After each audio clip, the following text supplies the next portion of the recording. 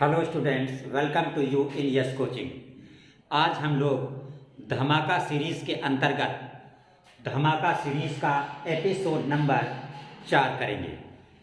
इसके पहले हमने धमाका सीरीज़ के यूपी बोर्ड के कक्षा 12 के स्टूडेंट के लिए धमाका सीरीज़ के 3 एपिसोड बनाए हैं। पहले एपिसोड में हमने 3 मोस्ट इम्पॉर्टेंट सेंट्रल आइडिया दिए थे। दूसरे एपिसोड में जो आपकी प्रोज है उसके हमने 20 मोस्ट इम्पॉर्टेंट शॉर्ट क्वेश्चन किए थे। और जो धमाका सीरीज़ का तीसरा एपिसोड हमने आप लोगों के लिए बनाया था उसमें प्रोज के 10 मोस्ट इम्पॉर्टेंट लॉन्ग क्वेश्चन किए थे। अब आपकी सिर्फ बचती है सप्लीमेंट्री। तो सप्लीमेंट्री में भी आज हम एपिसोड नंबर 4 में हम सप्लीमेंट्री के मोस्ट इम्पॉर्टेंट शॉर्ट क्वेश्चन करने वाले हैं। सप्लीमेंट्री में और इसका जो लास्ट एपिसोड होगा जिसका नाम होगा एपिसोड 5, उसमें हम आपके लिए सप्लीमेंट्री के लॉन्ग क्वेश्चन करेंगे। और इन 5 एपिसोड के साथ ही कक्षा 12 की इंग्लिश की book literature means poetry, prose, supplementary तीनों पार्ट कंप्लीट हो जाएंगे। तो जो भी बच्चे इन 5 एपिसोड को नोट करके फेयर पे अच्छी तरीके से तैयारी कर लेते हैं तो जब भी वो एग्ज़ाम हॉल में जाएंगे बोर्ड एग्ज़ाम 2022 देने के लिए तो उनको क्वेश्चन वहाँ पे दिखेंगे और क्वेश्चन आराम करने में बहुत ही उनको सहूलियत महसूस होगी। तो एपिसोड नंबर 4 जिसमें हम करने वाले हैं सप्लीमेंट्री के शॉर्ट क्वेश्चन। तो स्टूडेंट आज की सप्लीमेंट्री में जो कक्षा 12 की बुक है उसमें सप्लीमेंट्री में 6 लेसन हैं। कितने लेसन हैं टोटल? 6 लेसन। हर लेसन में बुक्स में गाइडों में 10-10, 15-15 क्वेश्चन होते हैं। 6 लेसन के क्वेश्चन जोड़ दीजिए, करीब 100 क्वेश्चन हो जाएंगे। लेकिन हम आप लोगों के लिए सिर्फ 20 क्वेश्चन करेंगे। पूरे बुक से कितने करेंगे? 20 क्वेश्चन। किसी लेसन से 5 क्वेश्चन, किसी लेसन से 4 क्वेश्चन, किसी लेसन से 3 क्वेश्चन, किसी लेसन से 2 क्वेश्चन और किसी लेसन से ओनली 1 क्वेश्चन।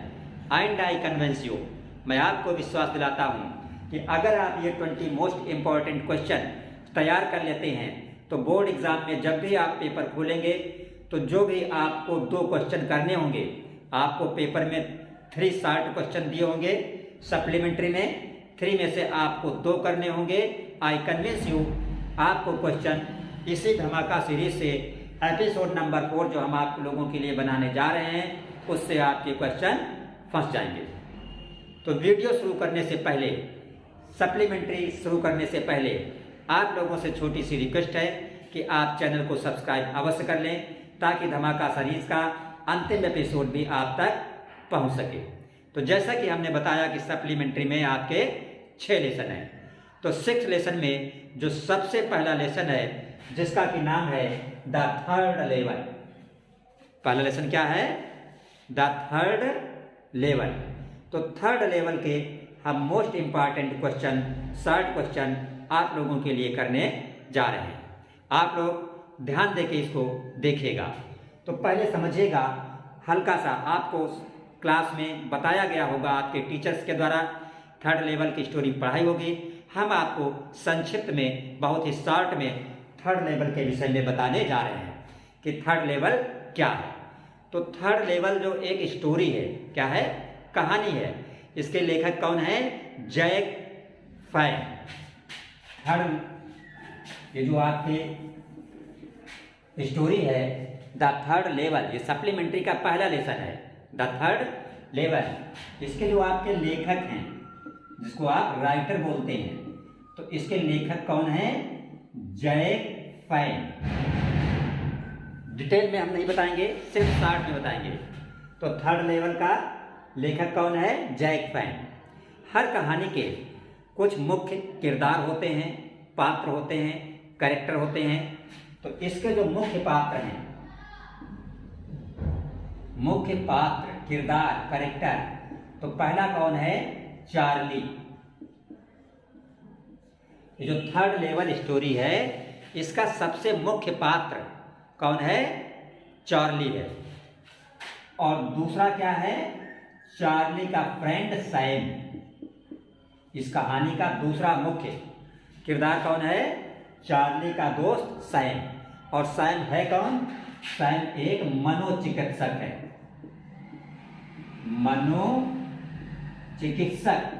मनोचिकित्सक का मतलब किसी आदमी को अगर मेंटल प्रॉब्लम हो जाती है तो उसको जो डॉक्टर डायग्नोस करते हैं, देखते हैं, उनको कहा जाता है मनोचिकित्सक।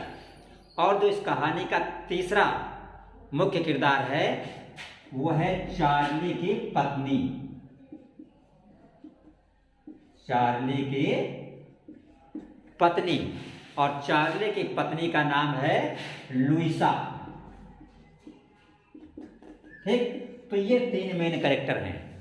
जो थर्ड लेवल है इसके मुख्य कैरेक्टर कौन है? चार्ली हैं, सैम हैं और चार्ली की पत्नी लुइसा है।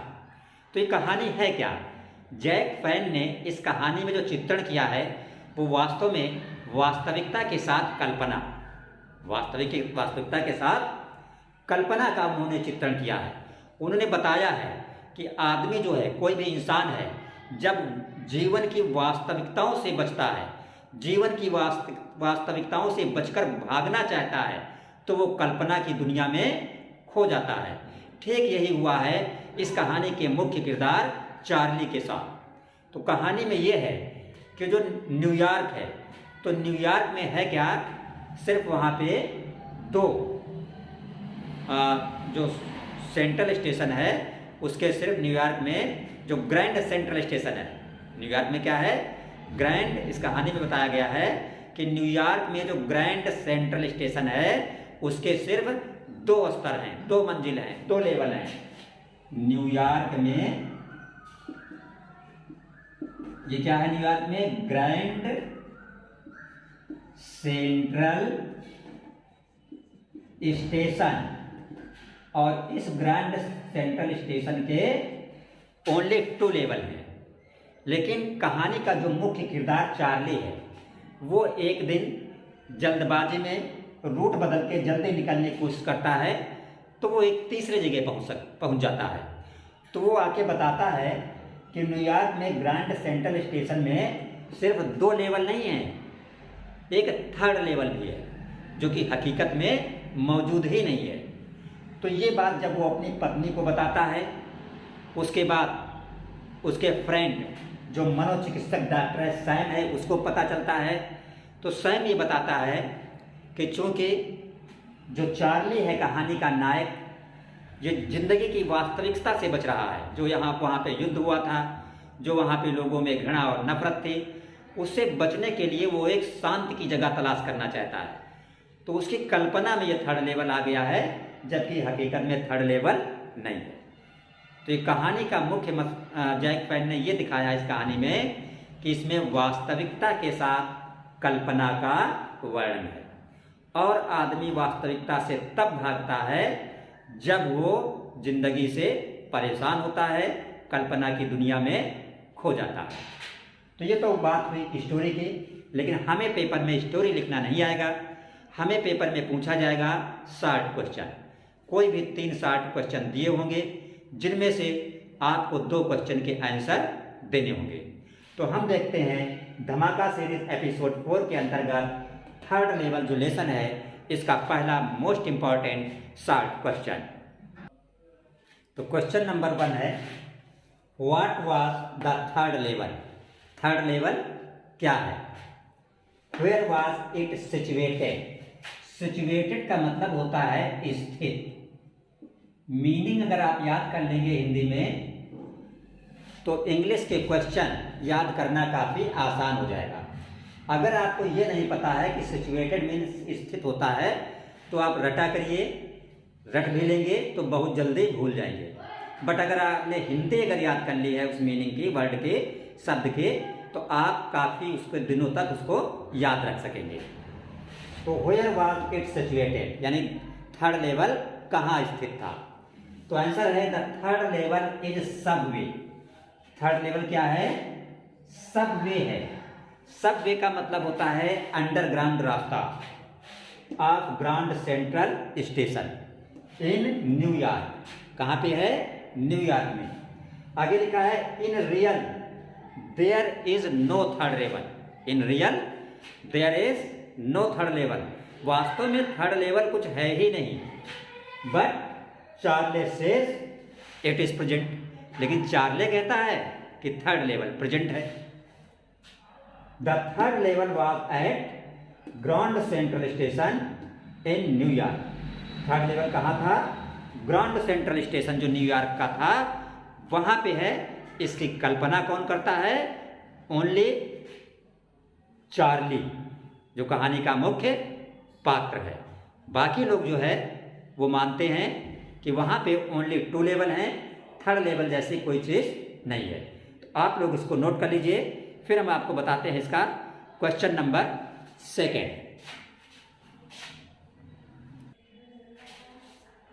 क्वेश्चन नंबर 2 जो है यह हु वाज साइकियाट्रिस्ट। जो साइकियाट्रिस्ट था, साइकियाट्रिस्ट का मतलब होता है मनोचिकित्सक, कौन था? हु वाज साइकियाट्रिस्ट, मनोचिकित्सक कौन था? What did he tell about third level. उसने थर्ड लेवल के विषय में क्या बताया? तो आंसर है सैम वाज चार्लीज साइकियाट्रिस्ट। जो सैम था, नाम क्या था? सैम। वो चार्ली का साइकियाट्रिस्टिक फ्रेंड था, मनोचिकित्सक मित्र था। किसका? चार्ली का। सैम सेड, जो ये मनोचिकित्सक है साइकियाट्रिस्टिक सैम, नाम क्या था? सैम। उसने कहा, क्या कहा? It is only Charlie's imagination. उसने कहा ये चार्ली की कल्पना है, थर्ड लेवल जैसा कुछ नहीं है। He is seeing dream only. वो सिर्फ दिन में ख्वाब देख रहा है। Actually Charley was upset from his dull life. और बताया वास्तव में ऐसा इसलिए है क्योंकि जो चार्ले है अपसेट है, परेशान है। किससे? From his dull life. Charley की जो जिंदगी है वो डल है, नीरस है। वो अपनी डल लाइफ से परेशान है, इसलिए उसकी इमेजिनेशन में, कल्पना में ऐसे ऐसे विचार आ रहे हैं कि थर्ड लेवल जैसी कोई चीज है। सैम ने ये बात बताई और बताया कि थर्ड लेवल जैसा वास्तव में कुछ भी नहीं है। तो now we see question number 3। देखिए क्वेश्चन नंबर जो 3 है एपिसोड 4 का, सप्लीमेंट्री का। What did he, question number 3, what did Charley find. Charley को क्या मिला? When entered to the third level, जब उसने थर्ड लेवल में प्रवेश किया। फिर हम एक बार आपको बता दे रहे हैं कि यहाँ पे वास्तविकता और कल्पना इस स्टोरी में साथ साथ चल रही है। तो आंसर है चार्ले सा the people wearing old fashion dress. Charlie ने वहां पे लोगों को देखा। कैसे लोगों को देखा? वियरिंग, वियर मीन्स पहनना, जो पहने हुए थे। क्या पहने थे? ओल्ड फैशन ड्रेस, पुराने फैशन वाले कपड़े पहने लोगों को चार्ली ने वहां पे देखा। और क्या देखा? And old locomotive. लोकोमोटिव का मतलब होता है इंजन, और एक पुराने समय का इंजन देखा। न्यूज़पेपर देखा, डेटेड, जिसपे डेट क्या पड़ी थी? जून 11, 1894, 11 जून 1894 का पेपर देखा। फ्लिकरिंग गैस फ्लेम्स, फ्लिकरिंग का मतलब होता है चंचल, फ्लिकरिंग गैस फ्लेम्स देखी। And many other things related to that century. Century का मतलब होता है शताब्दी, और उस शताब्दी से संबंधित बहुत सी चीजें देखी। कहने का मतलब कि चार्ली ने वहाँ पे ऐसे लोगों को देखा जो बहुत ही पुराने फैशन के कपड़े पहने थे, बहुत ही पुराने ज़माने का इंजन देखा, और भी बहुत सी ऐसी चीज़ें देखी जिससे चार्ली को लगा कि ये न फर्स्ट लेवल है या न सेकंड लेवल है, ये बहुत पहले का कोई यहाँ पे स्थान है और उसने इसे नाम दिया थर्ड लेवल। इसको आप लोग नोट कर लीजिए। अब हम देखते हैं आज का क्वेश्चन नंबर 4। तो देखिएगा क्वेश्चन नंबर 4। क्वेश्चन नंबर 4 है, what did Sam write in his letter to Charlie. Sam ने अपने पत्र में चार्ली को क्या लिखा। हमने कहानी की शुरुआत में आपको बताया कि सैम कौन था। चार्ली का मित्र था और मनोचिकित्सक डॉक्टर था। तो सैम ने अपने पत्र में क्या लिखा, देखिएगा। सैम्स लेटर प्रूव, सैम का लेटर प्रूव करता है, प्रूव्स में सिद्ध करता है, that he has found and reached third level. Sam ने लेटर में लिखा कि वो थर्ड लेवल पे पहुंच गया, उसे थर्ड लेवल मिल गया, जबकि अभी तक सैम खुद कहता था कि थर्ड लेवल जैसा कुछ भी नहीं है। He is staying there in Glasberg. और उसने क्या लेटर में लिखा सैम ने कि वो ग्लेसबर्ग में रुका है, सिंस लास्ट 2 वीक्स, पिछले 2 सप्ताह से। एंड वॉचिंग, वॉच मीन्स देखना, और देख रहा है मैनी एक्टिविटीज, वहां पे बहुत सी एक्टिविटीज को, गतिविधियों को देख रहा है। मीन्स ऐसे लोगों को देख रहा है जो इस दुनिया के लगते ही नहीं है, ऐसी करेंसी को देख रहा है जो प्रेजेंट टाइम चलती नहीं है, और ऐसे सामानों को देख रहा है जो प्रेजेंट टाइम से मेल नहीं खाते हैं। तो सैम को भी लगता है कि कोई थर्ड लेवल मौजूद है और वो थर्ड लेवल पे पहुंच चुका है, जबकि पहले सैम खुद कहता था कि थर्ड लेवल जैसा कोई चीज नहीं है। तो अब हम इससे क्या निष्कर्ष निकालें? अब हम इससे ये निष्कर्ष निकालते हैं कि सैम भी चार्ली की तरह शिकार हो गया है। किस चीज का शिकार? वही ख्वाब की दुनिया का, कल्पना की दुनिया का। तो लिखा है ही इनवाइट्स, वो इनवाइट करता है किसको? बोथ, दोनों को। किन दोनों को वो बुलाता है? Charlie and his wife. वो लेटर में ये भी लिखता है चार्ली और वाइफ को कि तुम लोग भी यहाँ पे आ जाओ, थर्ड लेवल मिल चुका है। और उसकी वाइफ का नाम क्या है? लुइसा। वो इनवाइट करता है चार्ली को और उसकी पत्नी का नाम क्या है? उसके पत्नी का नाम है LOVISA, लुइसा। वो चार्ली को बुलाता है और उसकी पत्नी लुइसा को बुलाता है कि तुम लोग भी यहाँ पे आके आओ, यहाँ आओ और यहाँ पे देखो। टू कम देयर, वहां आने के लिए। वी कैन से, तो चार्ली के पत्र की भाषा पढ़कर, पत्र की भाषा सुन करके वी कैन से, हम कह सकते हैं, क्या कह सकते हैं कि Sam has also become victim, कि सैम भी शिकार हो गया, लाइक चार्ली, चार्ली की तरह ख्वाब की दुनिया का, वास्तविकता से जिस तरह चार्ली भाग रहा था उसी चीज का शिकार सैम भी हो गया। तो हमने आप लोगों के लिए थर्ड लेवल से ये 4 most important short question select किए हैं। अब हम देखेंगे जो सप्लीमेंट्री का सेकेंड लेसन है, उससे हमने आपके लिए भी कुछ शॉर्ट क्वेश्चन सिलेक्ट किए हैं। तो देखते हैं सप्लीमेंट्री का लेसन सेकेंड। तो स्टूडेंट्स, सप्लीमेंट्री का जो सेकेंड लेसन आपके सिलेबस में है उसका नाम है द टाइगर किंग। नाम क्या है? The tiger king. इस लेसन से भी हमने आपके लिए 4 most important short question select किए हैं। तो टाइगर किंग जो लेसन का नाम है क्यों पड़ा, इसकी स्टोरी भी हम आपको शॉर्ट में बताने जा रहे हैं। तो टाइगर किंग जो स्टोरी है एक राज्य की, राज्य का नाम क्या है? प्रतिबंधपुरम, राइट। कहानी को संक्षिप्त में हम समझाएंगे। ये टाइगर किंग किस राज्य की कहानी है? राज्य का नाम है प्रतिबंधपुरम। तो प्रतिबंधपुरम में राजघराने में एक राजा के परिवार में एक बच्चे का जन्म होता है। किसका जन्म होता है? बच्चे का जन्म होता है। तो जन्म के समय राजघराने में जब किसी बच्चे का जन्म होता है तो ज्योतिषी लोगों को बुलाया जाता था, ये एक परंपरा थी। तो ज्योतिषी ने बताया, जब ज्योतिषी वहां पे आया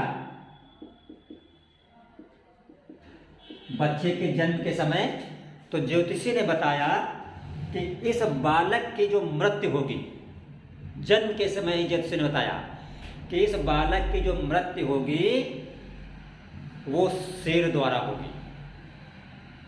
किसके द्वारा होगी? शेर द्वारा होगी।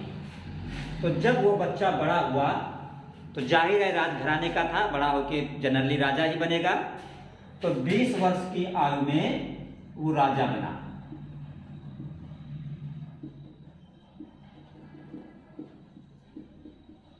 कब राजा बना? जिस बच्चे की भविष्यवाणी हुई थी कि इसकी मृत्यु शेर के द्वारा होगी, वो बच्चा 20 वर्ष का होने पर उस राज्य का राजा बनता है। किस राज्य का? जिस राज्य का नाम है प्रतिबंधपुरम। और अब वो करता है शेर का शिकार करना, क्योंकि उसे ये बताया गया कि उसकी मृत्यु शेर के द्वारा होगी। तो अपने प्रतिबंधपुरम के राज्य में उसने पहला शेर मारा।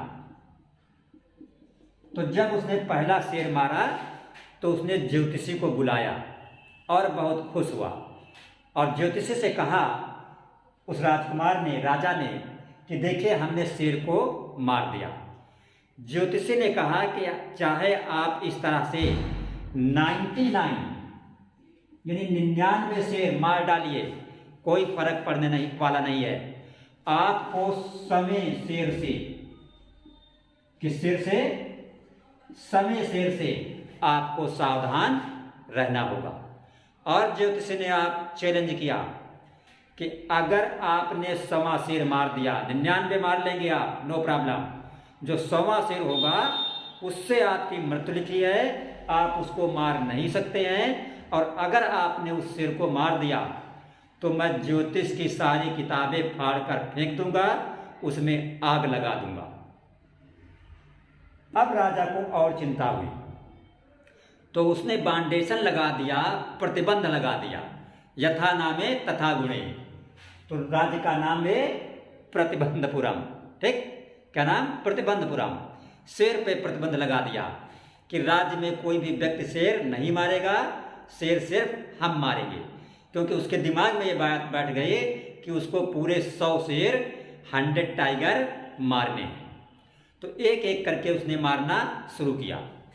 एक बार ऐसा हुआ कि उसके राज्य में एक ब्रिटिश अधिकारी आ गया, अंग्रेज। तो उस अधिकारी को भी शेर मारने का शौक था। अब चूंकि अंग्रेज अधिकारी था तो उसको तो रोक नहीं सकते थे, उसको रोकते तो प्रतिबंधपुरम राज्य ही छीन लेता अंग्रेज अधिकारी। तब एक प्लान बनाया राजा और मंत्री ने मिलके कि जो ब्रिटिश अधिकारी था उसकी वाइफ को बहुत सारी हीरे की अंगूठी भेजी। वाइफ उसकी इतनी लालची, उसने सारी अंगूठी रख ली। लेकिन फायदा ये हुआ कि उसने मना लिया कि वो ब्रिटिश अधिकारी जो है उसके राज्य पे कब्जा नहीं करेगा। और इस तरह हीरे की अंगूठी देकर प्रतिबंधपुरम का जो राजा था वो अपने राज्य को बचाने में कामयाब हो गया। अब धीरे धीरे करके जो राजा का अपना राज्य था उसके शेर खत्म हो गए और वो 100 शेर नहीं मार पाया। फिर उसके मंत्रियों ने, उसके लोगों ने सलाह दी कि ऐसी जगह शादी कीजिए, शादी का प्रस्ताव रखिए जिस राज्य में शेर बहुत ज़्यादा हो। फिर ये राजा क्या करता है, एक ऐसे राज्य में शादी का प्रस्ताव भेजता है जहाँ पे शेर थे। और जब भी ये अपने ससुर से मिलने जाता तो 2-4 शेर मारता और उनकी खाल लाके प्रतिबंधपुरम राज्य का जो महल था, उसका जो स्वागत कक्ष था, उसकी दीवारों में खाल टांग देता था। धीरे धीरे करके जब शेर मारने की संख्या 99 पूरी हो गई, जब राजा ने 99 शेर मार लिए, तो चूंकि उसके राज्य के तो शेर पहले ही खत्म हो चुके थे, अब उसके बाद जो ससुराल थी वहां भी जो शेर थे सारे खत्म हो गए। अब समस्या ये थी कि 100वां शेर कैसे मिले। तो ये सोच के राजा उदास रहने लगा और अपने लोगों को उसने आदेश दिया कि जैसे भी हो 100 शेर जो है उसका पता लगाओ, लाओ और उसको हम मारेंगे। अब बेचारे अधिकारी बहुत परेशान, ढूंढ नहीं पा रहे थे। अधिकारियों की नौकरी पे नंबर आ गया। तो उसी समय हुआ ये कि जो पास की पहाड़ी थी उसी राजा के, प्रतिबंधपुरम राज की, वहां से कुछ भेड़ें गायब होने लगी। तो ऐसा डाउट हुआ कि यहाँ पे कोई शेर आता है। तलाश की गई लेकिन मिला नहीं। फिर राजा का जो एक वफादार आदमी था उसी कैबिनेट में, तो उसके पास एक मद्रास से आया हुआ शेर था जो बहुत ही बूढ़ा था, किसी लायक नहीं था। तो उन्होंने रात में उसको धक्का देके गाड़ी पे बिठाया, गाड़ी खींच के ले गए, जंगल में शेर को उतार दिया और राजा को खबर दी कि शेर मौजूद है। राजा आया, राजा ने गोली चलाई, तो गोली की आवाज़ सुन के ही शेर मूर्छित हो गया। राजा खुश होकर चला गया कि शेर मेरी गोली से मर गया और इसको राज दरबार में लाओ। जब वहाँ के अधिकारी गए तो उन्होंने देखा कि शेर ने तो आंखें खोल दी हैं। तो अधिकारी ने गोली चलाई और अपनी गोली से ही शेर मार दिया और ये खबर फैल गई कि राजा साहब ने 100वां शेर मार दिया। 100 शेर की गिनती पूरी हो गई। राजा बहुत खुश, जबकि हकीकत ये थी कि राजा ने सिर्फ 99 शेर मारे थे, 100वां शेर जो है वो अधिकारी ने मारा था। उसके बाद होता यह है कि राजा के बच्चे का, जो 3 साल का था, उसका बर्थडे पड़ता है। तो बर्थडे में उसको गिफ्ट देने का फैसला करते हैं राजा साहब। तो एक दुकान पे जाते हैं, वहाँ पे एक लकड़ी का शेर होता है। तो राजा उसी को खरीद लेते हैं कि अपने बच्चे को गिफ्ट देंगे। लकड़ी का जो शेर था उस पर जो है कुछ राड टाइप की निकली हुई थी, नुकीली। तो जब उन्होंने गिफ्ट में दिया, बच्चा भी खेल रहा था, राजा साहब भी अपने बच्चे के साथ उसी लकड़ी के शेर के साथ खेल रहे थे। तो हुआ ये कि उसके जो रॉड निकली हुई थी नुकीली, वो राजा साहब के हाथ में घुस गई। दूसरे हाथ से राजा साहब ने उस रॉड को निकाल तो दिया, लेकिन 2-3 दिन बाद उस हाथ में जख्म होने की वजह से इन्फेक्शन फैल गया, उसमें मवाद हो गया, हाथ पक गया। डॉक्टर बुलाए गए, ऑपरेशन हुआ। ऑपरेशन तो कामयाब हुआ, लेकिन राजा साहब की डेथ हुई। तो कहानी से पता चला कि डेथ जो हुई वो 100 शेर से ही हुई। ये अलग बात थी कि वो रियल नहीं, लकड़ी का शेर था और उसकी लकड़ी, नुकीली लकड़ी उनके बॉडी में लगी और उससे इन्फेक्शन फैला। तो इस कहानी से हमें एक शिक्षा और मिलती है कि मृत्यु से बचने के पीछे बहुत ज़्यादा भागने की ज़रूरत नहीं है, because death is a universal truth. हाँ, अगर बॉडी में कोई प्रॉब्लम है तो चुपचाप बैठना भी नहीं चाहिए, पूरा प्रयास करना चाहिए, इलाज भी करना चाहिए, दवा भी और दुआ भी।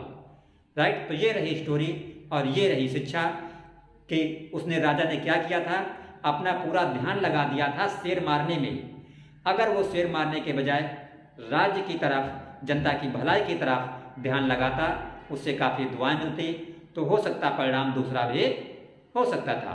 क्योंकि दुआओं में वो ताकत होती है कि ज़िंदगी की कोई भी चीज़ बदल सकती है। तो आइए अब हम देखते हैं ये जो लेसन टाइगर किंग है, इस टाइगर किंग से भी हमने आपके लिए 4 most important short question select किए हैं। तो धमाका सीरीज एपिसोड नंबर 4 का क्वेश्चन नंबर 5। तो क्वेश्चन नंबर 5 है, who was the tiger king? Tiger king कौन था? How was he named it? और उसका नाम टाइगर किंग कैसे पड़ा? तो आंसर है द किंग ऑफ प्रतिबंधपुरम। ये प्रतिबंधपुरम क्या है? राज्य का नाम है। The king of Pratibandapuram is known as the tiger king.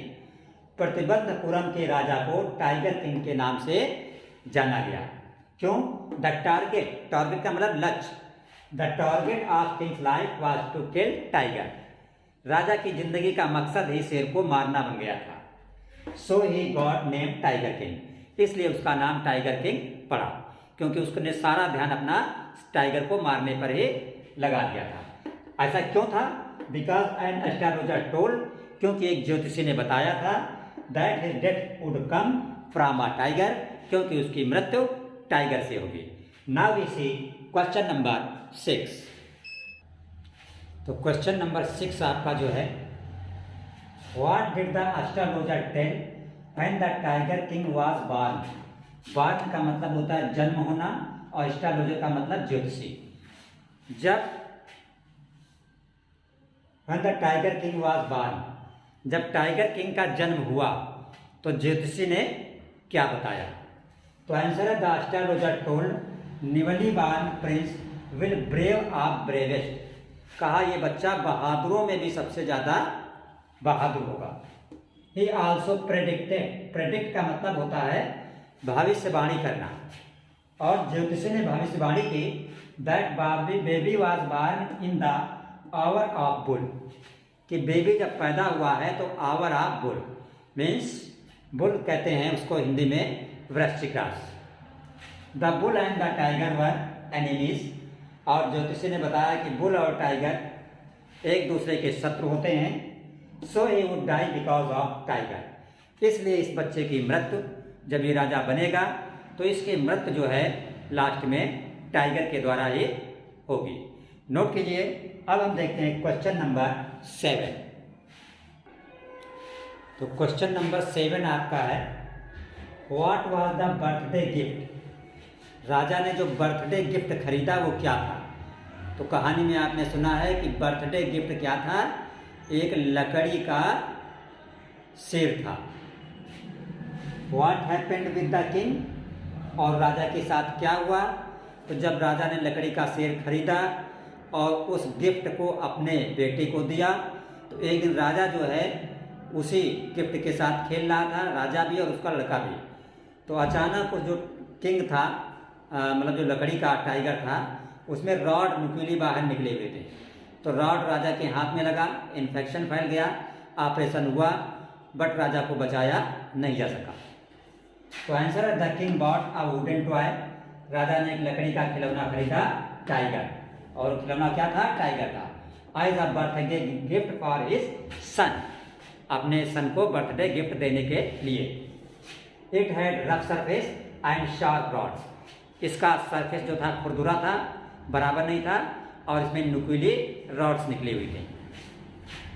One sharp rod pierce the king, pierce का मतलब चुभ जाना, एक नुकीली रॉड जो है वो राजा के हाथ में चुभ गई राइट हैंड में, and even king pulled it, हालांकि जब दाहिने हाथ में चुभी तो राजा ने उसको खींच के बाहर निकाल दिया था।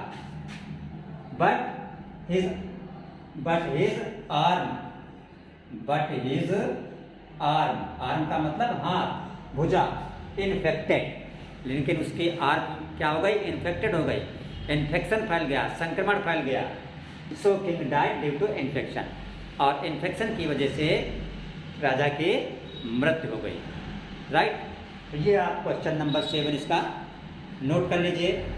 अब हम बताएंगे क्वेश्चन नंबर, अब हम लोग देखेंगे क्वेश्चन नंबर 8। तो क्वेश्चन नंबर 8 देखने से पहले आप लोगों से एक छोटी सी रिक्वेस्ट है कि चैनल सब्सक्राइब अवश्य कर लें, क्योंकि जो ये हमने मोस्ट इम्पॉर्टेंट 20 शॉर्ट क्वेश्चन की जो सीरीज़ बनाई है, ये ऐसा नहीं है कि किताब देखा उठा के 20 क्वेश्चन कहीं से छाप दिए। ये काफ़ी अपने एक्सपीरियंस के, रिसर्च के आधार पर, काफ़ी सोच समझ के हमने ये सीरीज़ पहले बनाई है, काफ़ी मेहनत करके। इस पे 2-4 दिन हमने वेस्ट किए हैं, तब हमने डिसाइड किया है कि इस बार की बोर्ड एग्ज़ाम 2022 में ये क्वेश्चन बहुत ही इम्पॉर्टेंट होने वाले हैं। तो इसलिए आप इस एपिसोड 4 को तैयार कीजिए।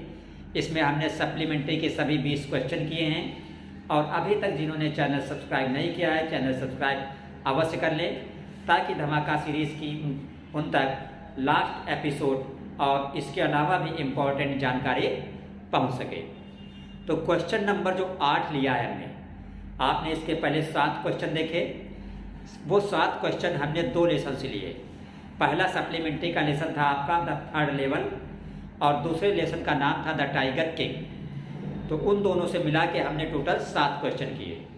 अब तो ये हम 8वां क्वेश्चन करेंगे।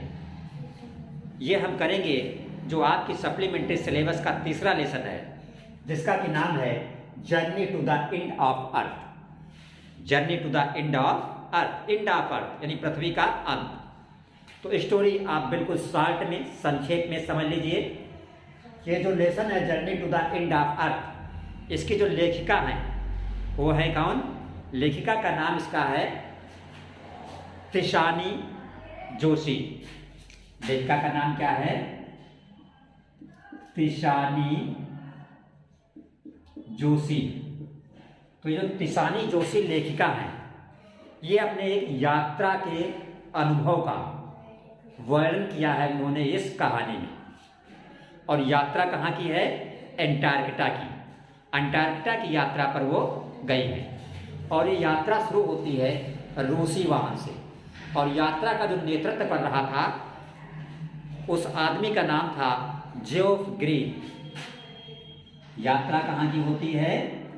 अंटार्कटिका की, राइट। और इस यात्रा का नेतृत्व जो कर रहा था उसका नाम था जियोफ ग्रीन।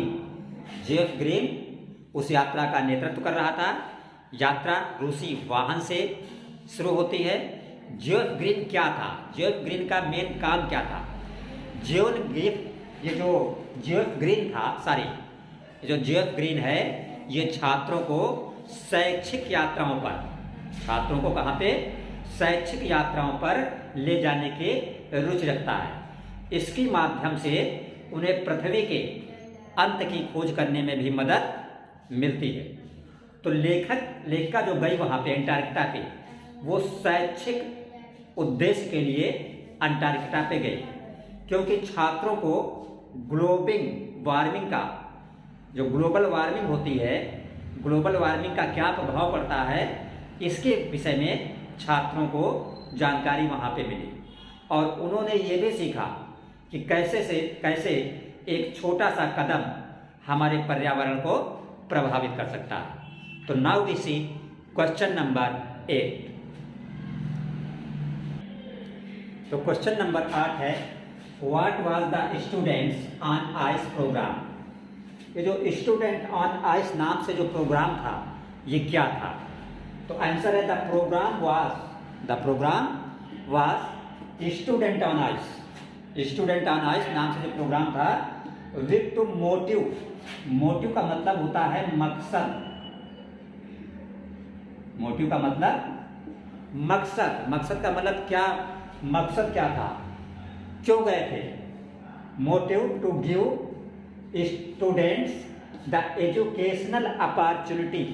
अपॉर्चुनिटी का मतलब होता है अवसर या मौका। ये जो स्टूडेंट्स ऑन आइस प्रोग्राम था, इसका मेन जो मकसद था, मेन इसका जो लक्ष्य था, वो ये था कि स्टूडेंट को दी जाए एजुकेशनल अपॉर्चुनिटी, एक शैक्षिक अवसर दिया जाए। किस विषय पर? To do the study of Antarctica, कि वे अंटार्कटिका का विस्तृत अध्ययन करें। इसलिए स्टूडेंट ऑन आइस जो प्रोग्राम था, इस मोटिव से, इस मकसद से बनाया गया था। तो नोट करिए क्वेश्चन नंबर 8। फिर हम देखते हैं क्वेश्चन नंबर 9।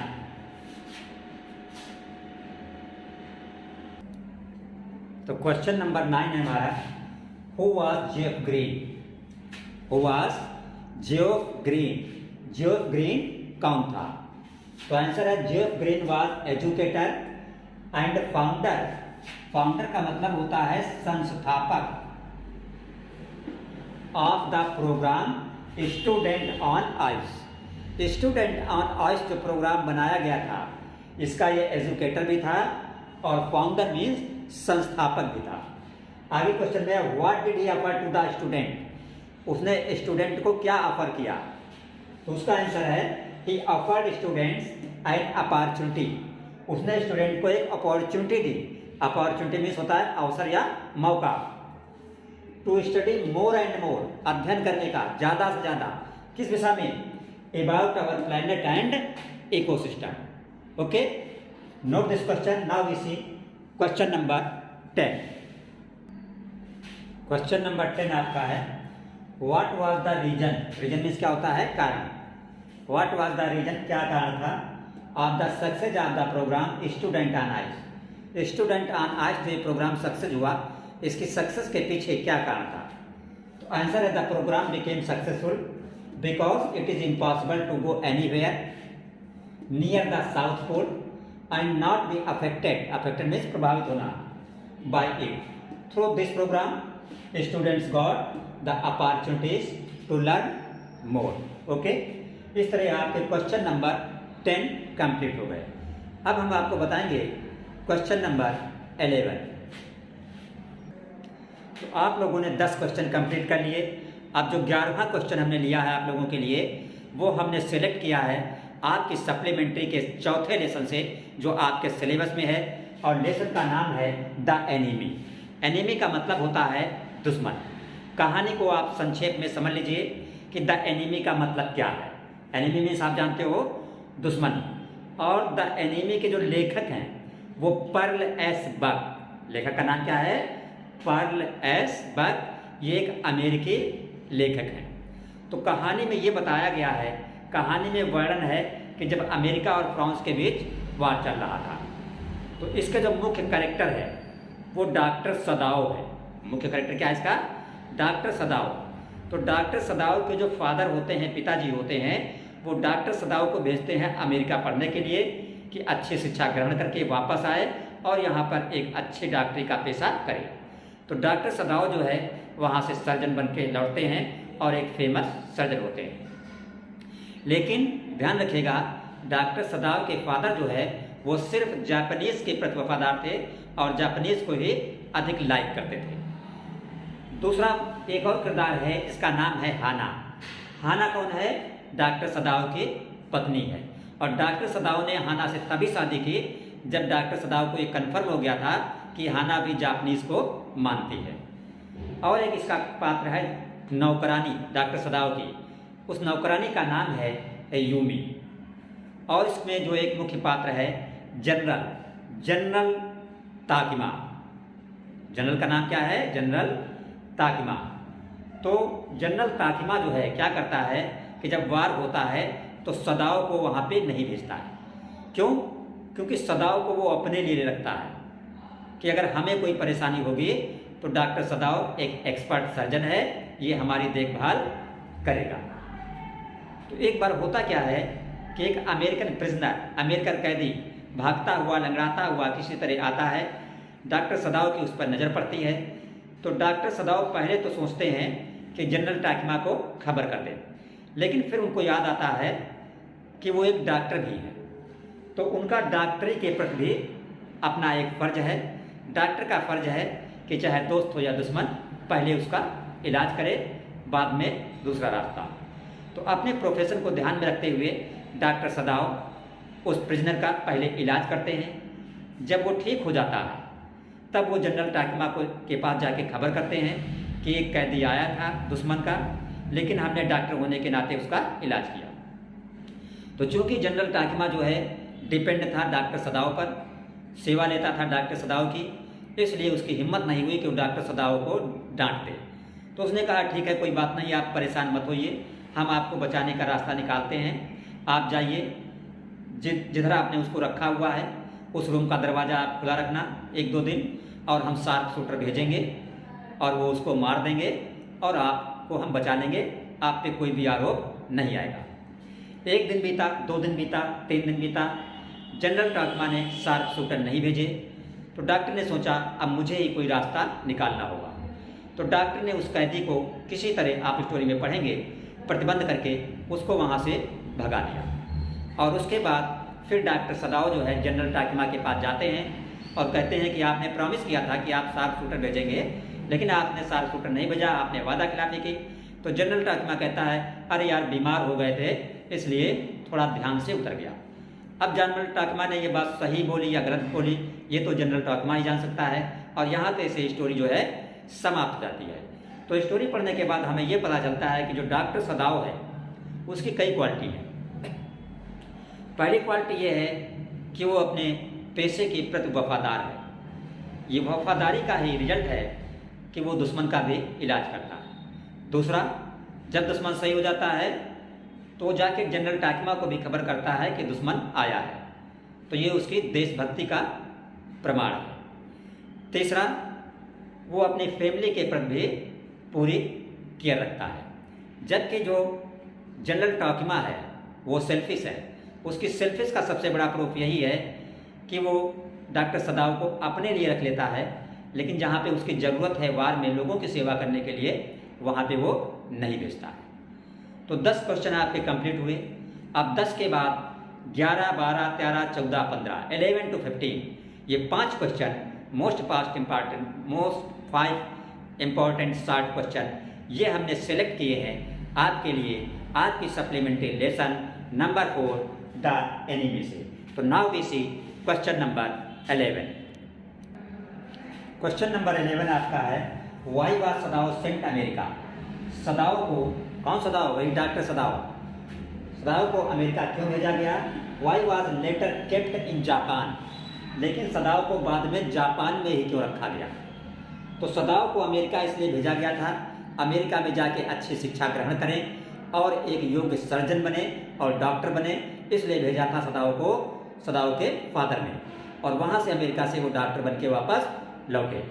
लेकिन फिर उन्हें why was later kept in Japan, Japan में क्यों रखा गया?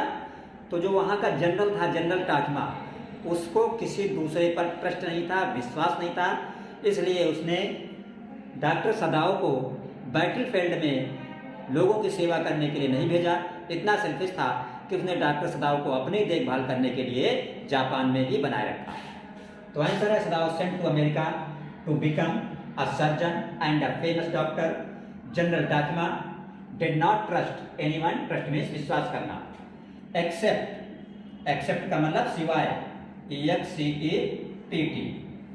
General Takima did not trust anyone, General Takima किसी पर भी विश्वास नहीं करता था except doctor Sadao, doctor Sadao के अलावा।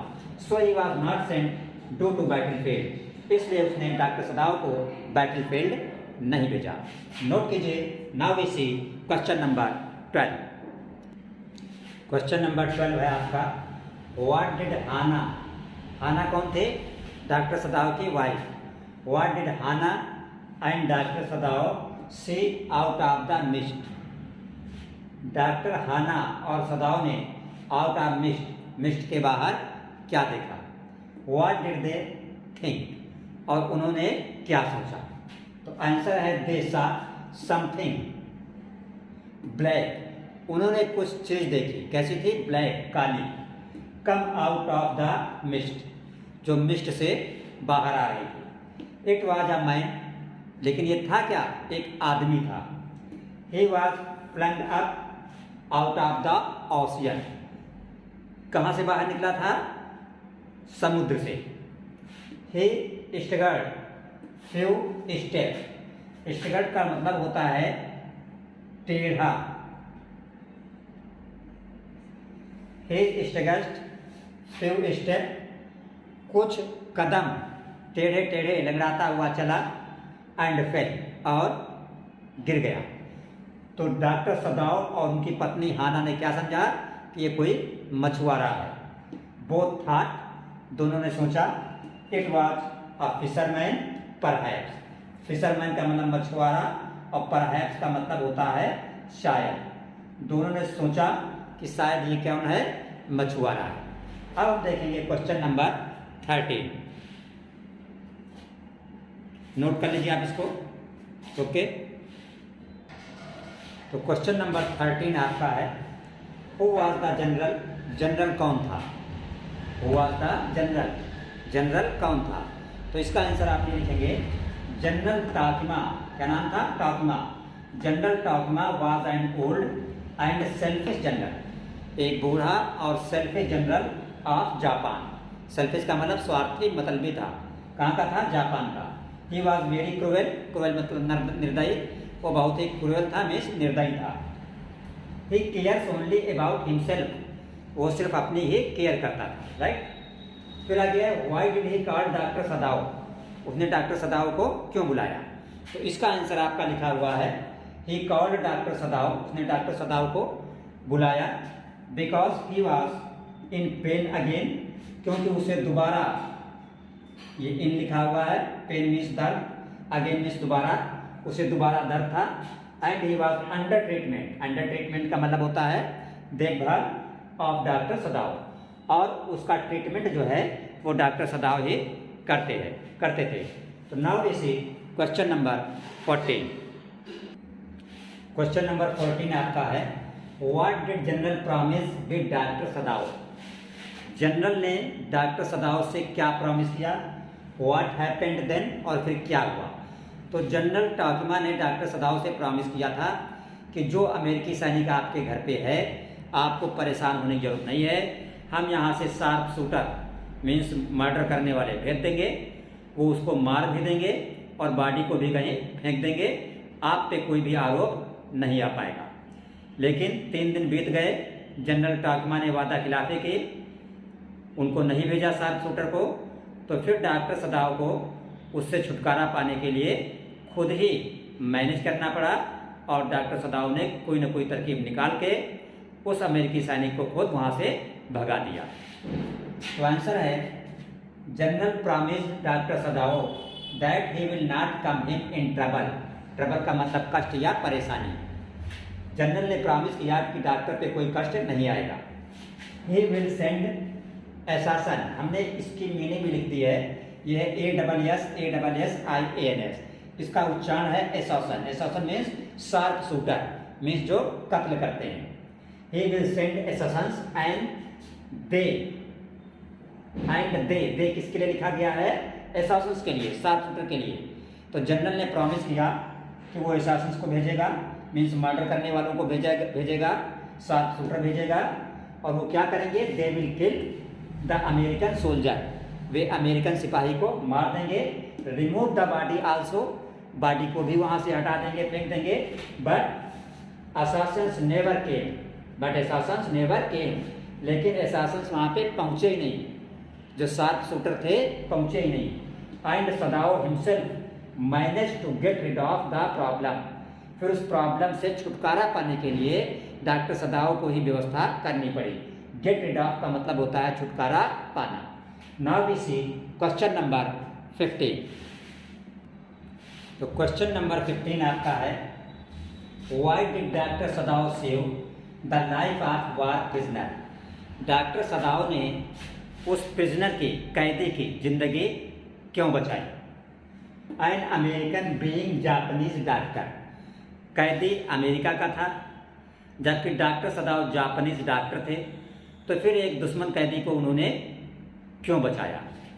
तो आंसर है, सदाव वाज अ डॉक्टर, सदाव एक डॉक्टर था। His duty was to save every life, एक डॉक्टर का फर्ज होता है हर जिंदगी को बचाना। डेडिकेशन, डेडिकेशन का मतलब होता है समर्पण,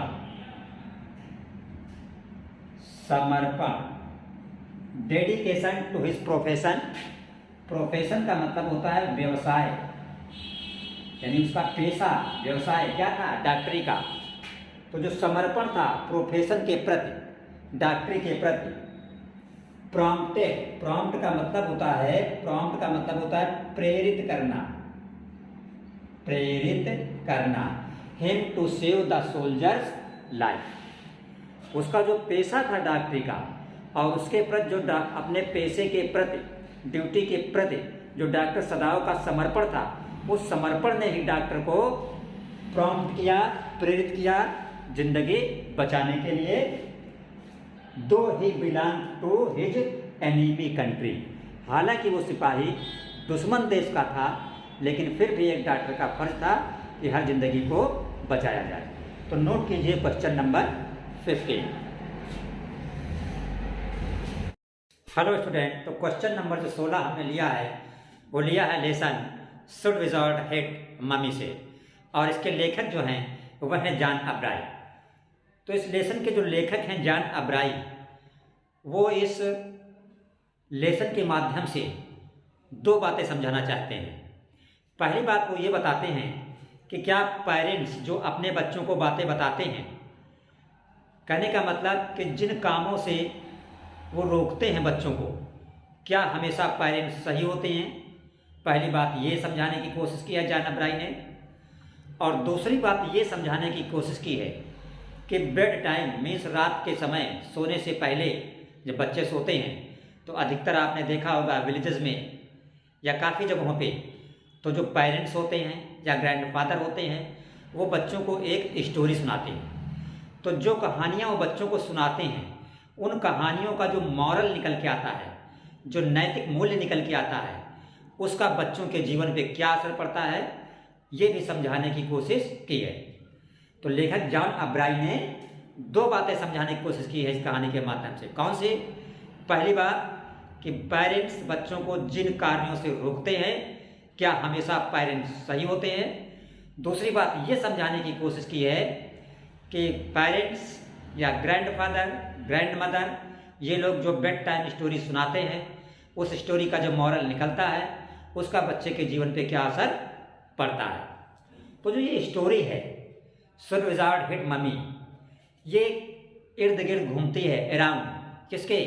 अ यंग गर्ल नेम्ड जो। एक बच्ची है जिसका नाम है जो, उसके इर्द गिर्द ये पूरी कहानी घूमती है। तो जो है जो के पापा जो है वो उसको बेड टाइम हमेशा कहानी सुनाया करते थे और ये सिलसिला तब से शुरू हुआ था जब से वो 2 साल की थी।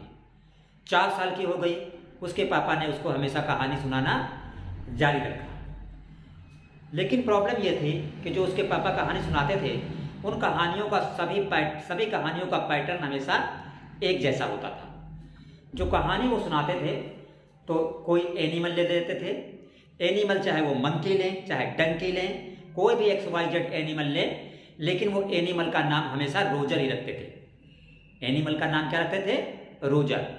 तो एक पैटर्न पे कहानी सुनाते थे जिससे वो बच्चे भी कहानी सुन सुन के कभी कभी बहुत बोर हो जाती थी। तो कहानी में हमेशा वो क्या करते थे, जिस एनिमल की भी कहानी सुनाते थे उस एनिमल का नाम रखते थे रोजर। क्या रखते थे? ध्यान रखिएगा, जो के पापा जो को जो कहानी सुनाते थे उसका नाम रखते थे, जिस जानवर की भी कहानी सुनाते थे, कोई भी जानवर हो, चाहे मंकी हो चाहे डंकी हो, जानवर का नाम रखते थे हमेशा रोजर। और रोजर को जब भी कोई परेशानी होती थी तो रोजर जाता था एक वाइज आउल के पास, बुद्धिमान उल्लू के पास, और उल्लू रोजर को भेजता था विजार्ड के पास। विजार्ड का मतलब होता है जादूगर। तो जादूगर जो है रोजर की समस्या का निदान भी बताता था, उसकी प्रॉब्लम को सॉल्व करता था, लेकिन फ्री में नहीं। विजार्ड जो है रोजर को प्रॉब्लम होती थी, रोजर जाता था वाइज उल्लू के पास, उल्लू भेजता था उसको कहाँ? विजार्ड के पास। विजार्ड कौन था? जादूगर था। जादूगर रोजर की प्रॉब्लम सॉल्व कर देता था, लेकिन फ्री में नहीं, पैसे लेता था। और विजार्ड रोजर को यह भी बता देता था कि पैसे आप कहाँ से लाएं, कहाँ से आपको पैसे मिल सकते हैं, लेकिन कुल मिला के विजार्ड जो है पैसे लेता था। तो सेम स्टोरी जैक ने सुनाने शुरू की। तो बहुत दिनों से स्टोरी सुना रहा था, कहीं मंकी की कहीं डंकी की, नाम सबका रखता था रोजर ही। तो सोचा इस बार नाम क्या रखें। तो उसने उसी वक्त सुना था कंक के विषय में। कंक एक ऐसा क्रीचर था, एक ऐसा जीवधारी था जो बहुत बदबू देता है। तो चूंकि उसकी तो आदत पड़ी थी रोजर के नाम से, तो उसने कहा चलो हम इस बार नाम रख लेते हैं इस जीवधारी का, इस जानवर का, रोजर कंक। क्या नाम उसने रखा? रोजर कंक। रोजर कंक की कहानी उसने सुनाना शुरू किया। किसने? जो के पापा ने। और उसने खुद को मैच किया रोजर कंक से, क्योंकि जो के पापा भी बचपन में ऐसी समस्या से गुजर चुके थे। उन्होंने अपने चाइल्डहुड में बुली को फेस किया था।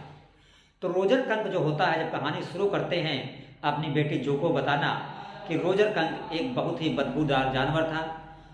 जब वो गली मोहल्ले के बच्चों के साथ खेलता था इतनी बदबू करता था, बच्चे भाग जाते थे, जानवर भी भाग जाते थे, कोई रोजर कंक के पास नहीं रुकता था। तो रोजर कंक कहाँ गया? वाइज आउल के पास। वाइज आउल ने उसे कहाँ भेजा? विजार्ड के पास। तो विजार्ड ने पूछा रोजर कंक से कि भाई आप क्या चाहते हो? तो रोजर कंक ने कहा आप ऐसा कर दीजिए कि मेरी बदबू दूर हो जाए, बदबू की जगह पर एक अच्छी खुशबू आने लगी। विजार्ड ने वैसा कर दिया, क्योंकि विजार्ड जादूगर था, वो कुछ भी कर लेता था। अब रोजर कंक लौट के आया तो भाई बहुत अच्छा था, अब उससे बदबू गायब हो चुकी थी, खुशबू आने लगी थी। लेकिन जब रोजर कंक घर पहुंचा तो उसकी अम्मी को सरप्राइज हुआ, अरे तुझसे तो बदबू आती थी, ये आज क्या चेंज हो गया? तो उसने बताया कि हम विजार्ड के पास गए थे, ये उनका करिश्मा है, उन्होंने हमारी बदबू को खुशबू में बदल दिया। तो उसकी अम्मी बहुत गुस्सा हुई, कहा ये कैसे होगा, तुम्हारा काम ही बदबू देना है, और देखो हम विजार्ड के पास जाएंगे और उसको मारेंगे और कहेंगे कि रोजर कंक हमारा जैसा पहले था उसको वैसा ही कर दो।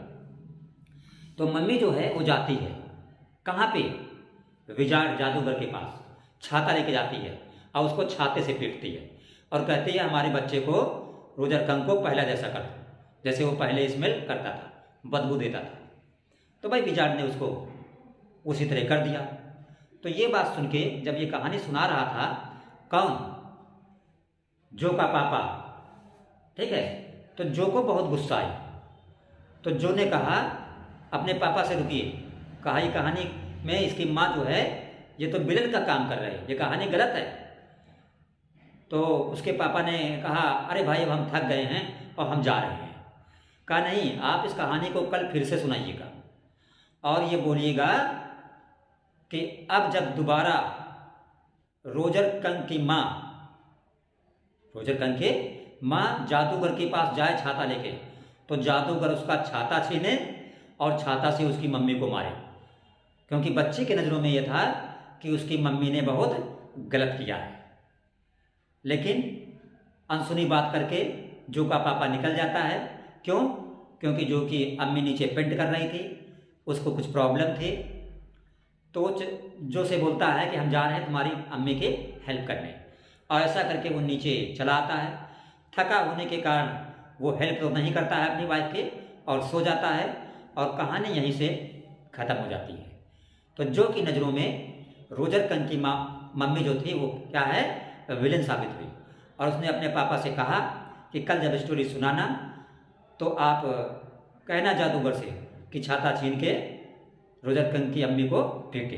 इसीलिए कहानी का नाम पड़ा शुड विजार्ड हेट मम्मी, कि विजार्ड को मम्मी को पीटना चाहिए। तो देखते हैं इसका क्वेश्चन नंबर 16। तो क्वेश्चन नंबर 16 है when did Jack start telling stories his daughter. जो डॉटर का नाम क्या था, जो को, और पिता का नाम क्या था, Jack.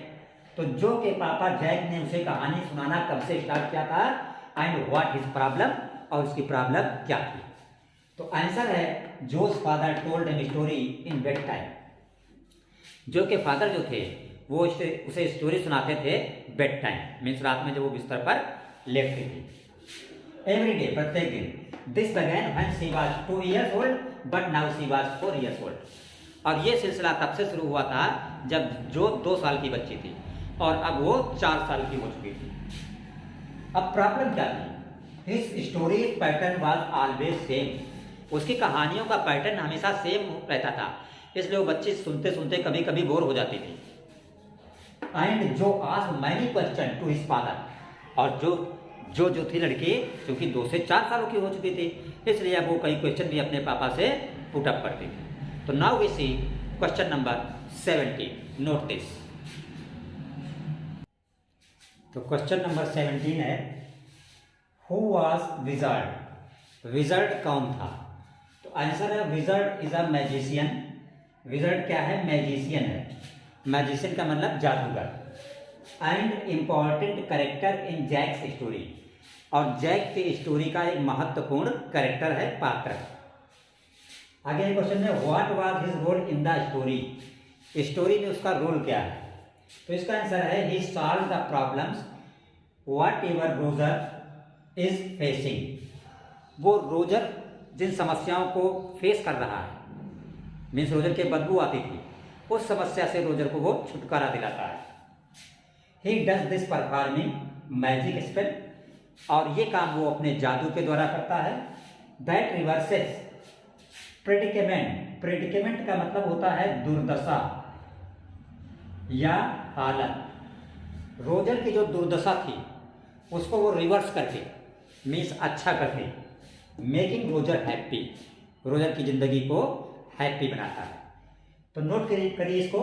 Now we see question number 18।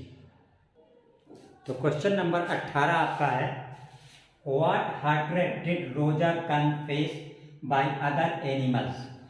Roger Skunk को किस नफरत का सामना, घृणा का सामना फेस करना होता था दूसरे जानवरों से, व्हाई और क्यों करना होता था? तो रोजर कंक के बदबू आती थी। अब ये नेचुरल थी, इसमें कोई उसकी कमी थी नहीं कि साबुन से नहा ले तो दूर हो जाएगा, क्योंकि ये नेचुरल था उसके शरीर से बदबू आना, तो इसमें उसकी कोई कमी नहीं थी। लेकिन उसे प्रॉब्लम ये होती थी कि बदबू की वजह से उसकी ही सजाती या जंगल में रहने वाले जो दूसरे जानवर हैं वो उसके साथ खेलते नहीं थे और भाग जाते थे। तो इससे जो है रोजर कंक को बहुत ही शर्मिंदगी महसूस होती थी। तो आंसर है रोजर कंक फेस्ड रेशियल, इसको पढ़ेंगे सेग्रीगेशन। सेग्रीगेशन का मतलब होता है पृथकतावाद। सेग्रीगेशन क्या पढ़ेंगे? सेग्रीगेशन। सेग्रीगेशन का मतलब पृथकतावाद, यानी वो रेशियल बिरादरी में अलग बेचारा पड़ा रहता था। ही स्मेल्स क्यों पड़ा रहता था? ही स्मेल्स वेरी बैड, वो बहुत ही बदबू करता था, इसलिए it is not his fault, FAULT, it is not his fault, इसमें उसकी कोई कमी नहीं थी। But other animal of forest do not come near him, लेकिन जंगल के दूसरे जानवर उसके पास नहीं आते थे। एंड दे रिफ्यूज, रिफ्यूज का मतलब होता है इनकार कर देना। And they refuse to play with him, और वे उसके साथ खेलने से इनकार कर देते थे। तो इस तरह कंप्लीट हुए आपके 18 क्वेश्चन। अब जो क्वेश्चन नंबर 19 और 20 हमने आपके लिए सिलेक्ट किया है वो आपका सिलेबस का जो लास्ट लेसन है उससे सिलेक्ट किया है, तो इसको आप पहले नोट कर लीजिए।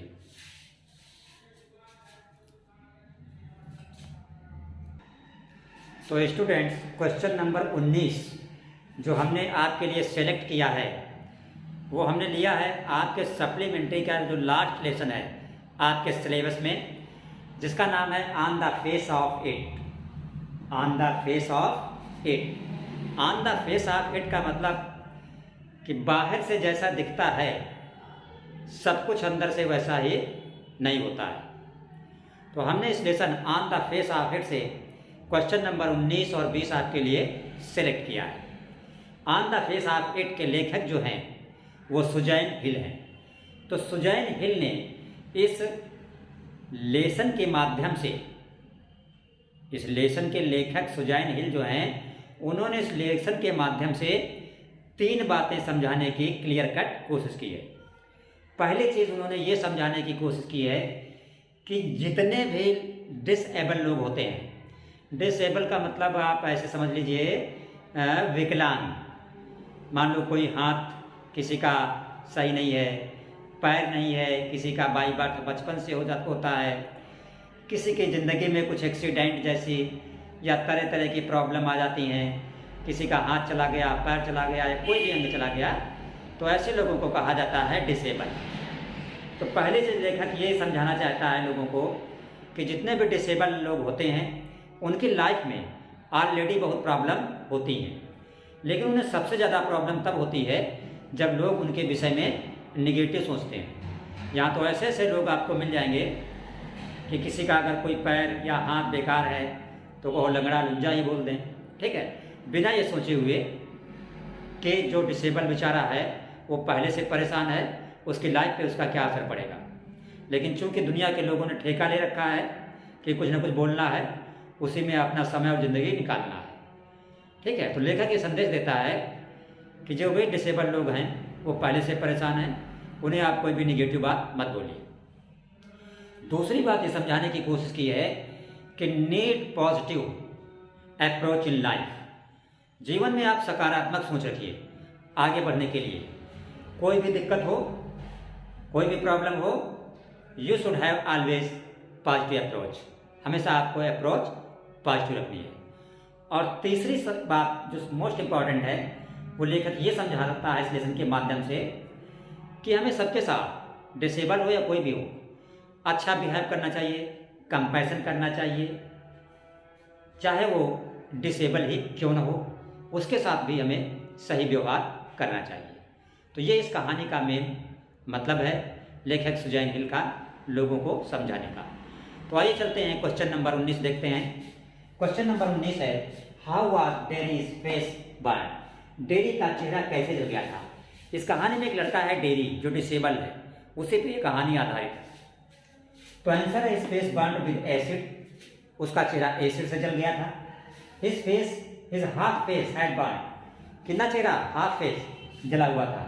एंड सिंस देन इट, ये तब से ही था जब से जल गया था।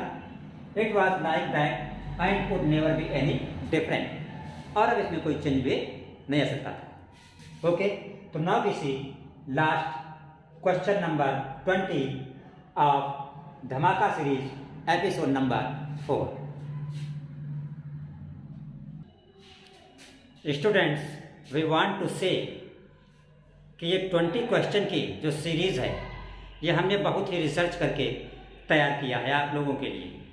यकीन कीजिए, आप इस सीरीज़ को, जो 20 मोस्ट इम्पॉर्टेंट 60 क्वेश्चन है, इस सीरीज़ को आप तैयार कीजिए, आपको बहुत फ़ायदा मिलेगा बोर्ड एग्ज़ाम 2022 के लिए।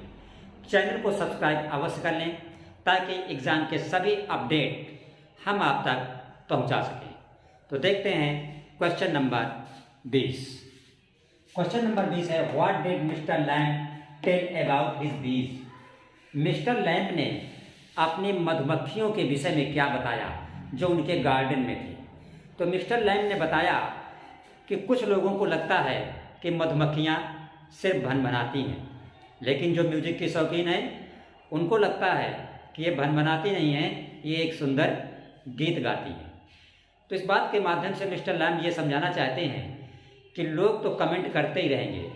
कुछ लोग पैदा ही इसीलिए हुए हैं कि सिर्फ ज़िंदगी भर कमेंट करते करते यहाँ से रुखसत हो जाएं, लेकिन आप अपना काम करिए, इसका बेनिफिट आपको मिलेगा।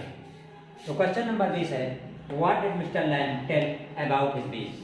मिस्टर लैम्प अपनी मधुमक्खियों के विषय में क्या कहते हैं?